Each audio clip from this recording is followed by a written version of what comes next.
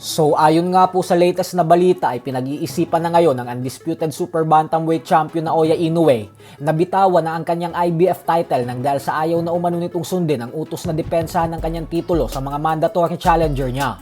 Ayon sa kampo ni Inoue ay nakikita daw nila ito bilang pag-aaksaya ng panahon. Gawa ng bilang na lang umano sa daliri ang natitirang laban ng Japanese Monster bago ito tuluyang magretiro. Kaya ang gusto umano nito ay yung mga bigating laban na ang gawin kontra sa mga dekalibreng boksingero. Kapag tuluyan pong binakante ni Inoue ang kanyang IBF belt, ay napakagandang balita po nito para sa ating pambato na sina Carl James Martin at Jerwin Ancajas dahil mabubuksan na ang pagkakataon para sa kanila na maging world champion nang dahil pareho silang nasa world rankings ng IBF Super Bantamweight Division. Pero syempre hindi din po yan magiging madaling daan para maging kampiyon sina Wonderboy dahil kasama nila na sa subok na makuha ang bakanteng belt ay ang mga bigating fighters na sina Junto Nakatani, Sam Goodman at Muradjon Akhmadaliev. Samantala, tila natawa na nga lamang po ang mga Pinoy boxing fans dahil sa latest interview sa former world champion na si Jeff Horn ay nagdemand po ito ng $10 million o mahigit 600 million pesos para makipag-rematch sa ating pambansang kamao Manny Pacquiao. Kung atin pong matatandaan ay nitong nakalipas na linggo lamang ay kumalat na ang balita na sumailalim na ito sa isang seryosong training camp ngayon upang masigurado niya na handa na siya kung sakaling kumasa si Pacquiao sa rematch nila.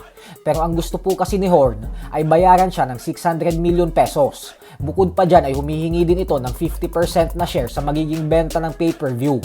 Yan po ang mga kondisyon na binigay ni Jeff Horn. Subalit sa kasamaang palad nga po para sa kanya ay hanggang ngayon ay hindi pa din siya binibigyan ng pansin ng ating pambansang kamao. Kaya ang hirit ni Horn ay napaghahalataan lang daw na natatakot talaga sa kanya si Pacquiao kasi hindi daw ito sumasagot sa hamon niya. Kaya kayo na lang po ngumusga dyan. Sa kabilang banda naman mga idol ay naglabas na nga po ng prediksyon ang current Unified Junior Middleweight World Champion na si Sebastian Fundora patungkol sa nalalapit na laban ng dalawang former World Champions na sina Tim Tszyu at Errol Spence Jr.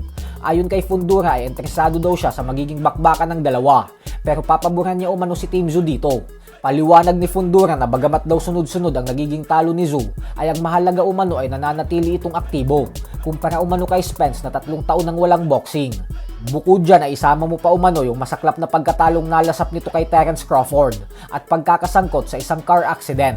Mas matindi umano ang mga ito kumpara sa mga talo ni Tim Tszyu sa ibabaw ng lona. Kaya naman hindi na daw siya magugulat kung knockout ang sapitin ni Spence sa laban na ito. Kahit ano daw kasing galing mo ay mababaliwala ang lahat ng yan kung masyadong mahaba ang naging pahinga mo dahil tiyak umano nakakalawangin ka ng gusto. Habang ang WBA welterweight champion naman na si Rolando Romero ay sinabing nagretiro na daw siya sa boxing nang dahil lahat umano ng gusto niyang labanan ay natatakot sa kanya. At yan umano ay sila Manny Pacquiao, Ryan Garcia, Conor Benn at Devin Haney. So hanggang dito na lang po muna tayo mga idol.